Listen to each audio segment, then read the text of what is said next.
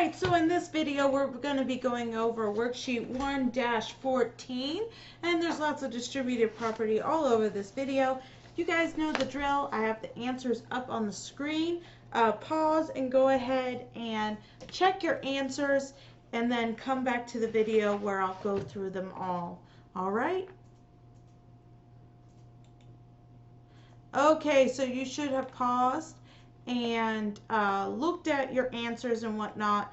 So now let's go ahead and take a look at how I got these answers. Okay, so I'm just going to rewrite this x equals 25 in the corner so that I can erase this to give me some room. So the first thing I need to do is I need to combine all these different skills that we learned with the expressions in my equation solving. And the first thing I want to do is resolve these parentheses. Parentheses always need to be resolved first. So I'm going to distribute through to do that. So it's going to be 5 times 2x, bring down my minus, 5 times the 4 for my first one. See if I can change my pen size real quick. It's going to, okay. All right, so let's clean this up. That's 10x, that's going to be 20, so minus 20. And now I need to do this one, distribute through that 3, but remember, it's not just any old 3, it's a negative 3. So that's going to be a negative 3 times 3x, and bring down my minus, a negative 3 times 7, which is going to equal, clean this up real quick. Negative 3 times 3x is a negative 9x. 2 negatives make a positive, and 3 times 7 is 21, and that's all going to equal 6. So now let's go ahead and put these two terms to the other side. So this one's going to become a positive 20, and this one, it's not an x term, so it needs to go to the other side. It's going to be a negative 20 when I move it to the other side. Because remember, I'm trying to get that 1. I try to get a 0, sorry. 1 is multiplication and division. And the only way to do it is subtract it. And that will make that a 0. Whatever I do to one side, got to do the other. And I already have a 6 over there. So all I'm going to have left over here is 10x minus 9. Well, 10x minus 9x is going to be 1x, or just x, and 20 minus 21 is a negative 1 plus 6. Hold on one second. Okay, yes, this one's wrong. I wrote down the wrong answer to the wrong answer key. It's actually a 7, because that's going to be a negative, well, it's not even a 7, sorry. Still writing the wrong things down. 20 minus 21 is a negative 1, plus 6 is going to be a 5, actually. Don't know where the 2 came from. All right, so let's scroll on over to this one. This one came out as fraction. Let me move that answer over so that I can do this one. All right, so I'm going to do my distributing just a little bit faster because we need to be fast by this point. Okay, we've done a lot of distributing now. So that's going to be negative 8x, negative 2 times a negative 5 is going to be a positive 10. All right, 6 times 2 is going to be a 12x plus 6, which is going to equal 6. So let's get our like terms together. I'm going to bring that 10 and that 6 to the other side where they're going to become negative. All right, this is going to be a 4x, negative 16 plus 6 is going to be a negative 10.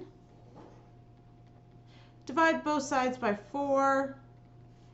And I don't have to turn it into a decimal. It can stay like this, but I would like you to reduce it. So I can see that 2 goes in both top and bottom, which is going to give me a negative 5 over 2. All right. All right, again, I'm going to go quickly because we should have this distributing thing down by now. So this is 6y minus 2. 2 times 3y is 6y. 2 times a negative 1 is a minus 2. or negative 2. Now the 3 is positive, so I don't have to worry too much about it. It's going to be 3y minus 12, because 3 times y is 3y, and 3 times 4 is 12, but there is a minus in front of it, so it's going to be a negative 12 or a minus 12. However you want to look at that. Let's get our like terms together. Negative 2 is going to have to go to the other side and become positive. Negative 12 is going to go to the other side and become positive, and I'll show why in the next one. I'll show that step. Remember, we're doing it faster. And then I combine all this, and it's going to be 14 plus 13, which is 27. 29 goes into 27 3 times. All right, like I said, I'll do it for this one. All right, that should be z equals 8.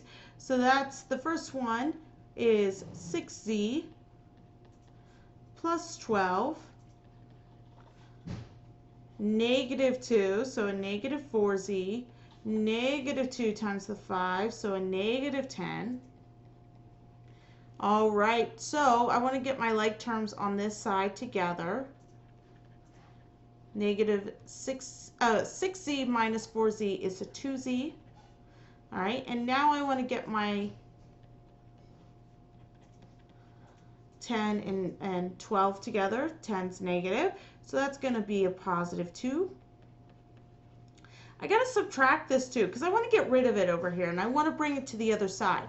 An equal sign means that I'm going to be equal to both sides, so if I'm going to minus it here, I'm also subtracting it over here.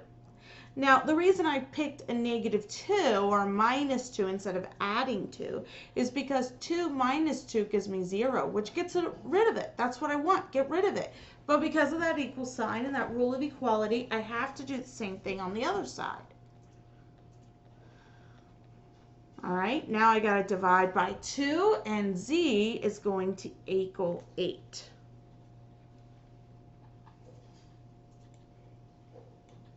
All right, now we're going to do some fractions. So I'll take this one a little slower. So it's going to be 1/3 times the d plus 1/3 times 3. Well, 1/3 d is just 1/3 d. Right here, we're going to get 1 times 3 is 3, and 3 times 1 is 3. So 3 over 3 is just a 1. We're going to subtract that 1.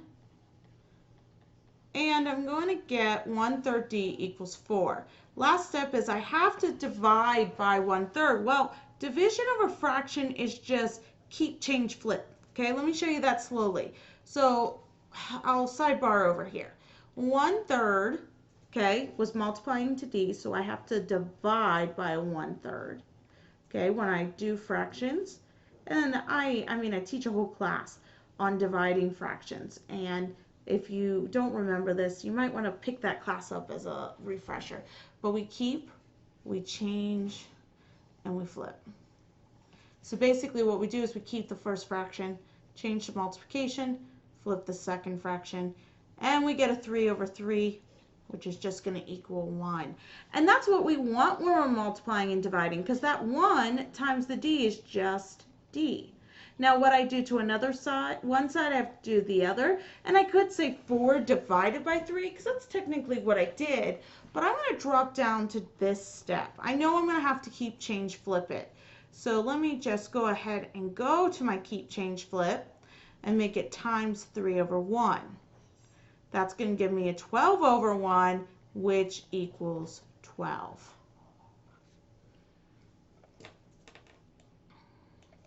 All right, 3/2 times x is 3/2 x. 3/2 times -5 is a negative 15 over 2. Okay, so it was this thing going on. 3 over 2 times a -5 over 1 is going to equal 15 over 2. Okay. Oh, this one's a little bit tricky. Because I have 2's in my denominator, I'm going to go ahead and change that 6 to have a denominator of 2. To do that, I got to figure out what if I reduce is going to give me that -6 again. And what I need to do is do a 12 over 2 because 2 goes into 12 6 times. So it would be a -6 again. All right. So that way everything in my equation has a common denominator. It's just going to make my math easier. So the first thing I need to do is add this 15 halves to both sides. So I have 3 halves x equals, well, let's put these side by side. I have a -12, and I have common denominators. I don't have to worry about that. I know that in the answer, I'm going to have a 2 in my denominator. So then I just got to look at the integers and the numerators. Okay, so -12 plus 15. I owe $12. I have $15. After I pay off my debt, I'm going to have 3. The last step is to get rid of this, which I'm just going to multiply by its reciprocal because I know that's what division means. And I would get a 6 over 6, or you can just cancel everything out because the answer is going to be a 1. 4 more to go, you guys. All right, I'm going to go ahead and put a 1 underneath the 7. All right, so 4/3 times 7 over 1 is going to be a 28 over 3. 4/3 times a negative n is just going to be -4/3 n. All right, everything has a denominator of 3, so I'm going to change my 12 to have a denominator of 3. If I do that, I have to multiply the 12 by a 3, which is going to give me a 36 over 3. If I reduce that, I'm just going to get back to 12. Okay? All right, so now this is a positive 28/3. I'm going to subtract it to get rid of it. My denominators are the same, so all I have to do in this situation is to worry about those integers. I know my denominator is going to be 3, so 36 minus 28. That's going to give me a remainder of 8. Now, I know how this works. I know that dividing by 4/3 is the same as multiplying by its reciprocal, so I'm just going to go to the reciprocal part, all right, so that I can get rid of that. All right, now you could either multiply across or you could do some cross canceling here. I'm going to multiply across this time for those who do it that way. It's going to be 24 over 12. It's going to be negative, so n is going to equal -2 because 12 goes into 24 2 times.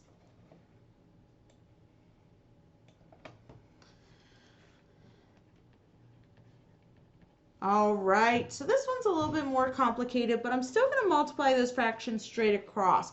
So first I'm going to do an 8 times 3, which is 24, a 7 times 1, which is 7, all right, and then a -8 over 7.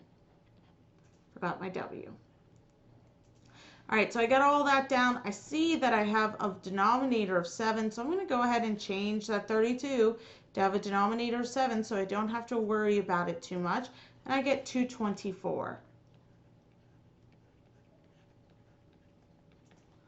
Now everything is comparable. First thing I'm going to do is add 8/7 to both sides so that this goes away, getting me closer to getting this W by itself. I'm going to add it over here as well. I'll write that out better over here. So it's basically 8 minus 224, and the denominator is going to be the same for each. I should not have connected that.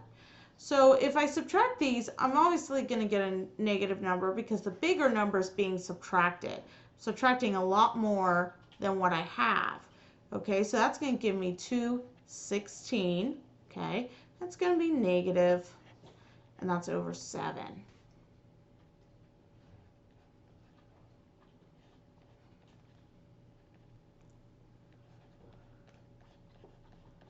All right, I know that this is just keep, change, flip, so I'm going to multiply by the reciprocal to get rid of it. We know those 7s are going to cancel and leave us just with a negative 216 over 24. And actually, 24 goes into 216 9 times, and it's going to be negative. 2 more.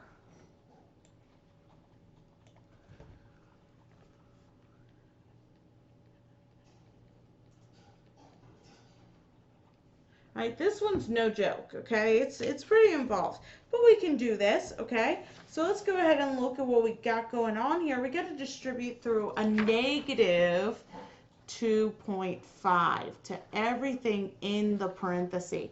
So if I take negative 2.5 and I times that the 5 to that 5.4, I'm going to get a negative 13.5. If I take it and multiply it to a negative 6m, that's going to give me positive. Two negatives make a positive, and I'm going to get a 15 as my total. I forgot the m. All right, so let's get our like terms together. 8.7, going to move this to the other side and make it positive, leaving me just with 3.5m plus 15m. All right, if I add up what's over here, I have 22.2. And if I add up what's here, I have 18.5m. Divide both sides by an 18.5. And you're going to get a perfect 1.2. No run-on, it's just 1.2. Usually if problems have decimals in it, we're getting a decimal as an answer. All right. Okay, so now I have another one that I have to sort of distribute through. And the first thing I'm going to do is take this 3.5 times this 2, which is 7x, all right? And then this 3.5 times this 1.8, all right? And that is going to give me a positive 6.3. Now I have another one to do, another one to distribute. Negative 2, remember it's a negative 2, times 3.2 is going to give me a negative 6.4x. Then I got to do that negative times that's 5, and it should give me a negative 10. Let's get these like terms together.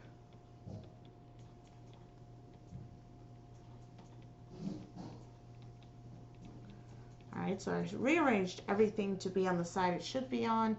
And if I take 7 minus 6.4, I'm going to get 0.6, and it's going to be positive because the 7's bigger. And over here, it's a little bit more complicated, but the first one I get a 2.6 plus a 10, and my answer is 12.6. And this one's a little bit hard for everyone. Everyone wants to say the answer is 2.1, but let's do the division. Okay, so you can see this. You see that they're in the same, they have the same place value, so I can move that place value, that decimal out. And it's going to be 126 divided by 6. 6 goes into 12 2 times, which is 12. Drop down my 6. 6 goes into 6 one time. So the answer is just a plain 21, and that makes sense. If I have a little bit more than 12 and a half candy bars, and I want to cut them into almost a little bit more than half pieces, I can make 21 pieces. All right, so that's it for this worksheet. Let me know if you have any questions, and we can talk about it in class. And other than that, I'll see you in the classroom.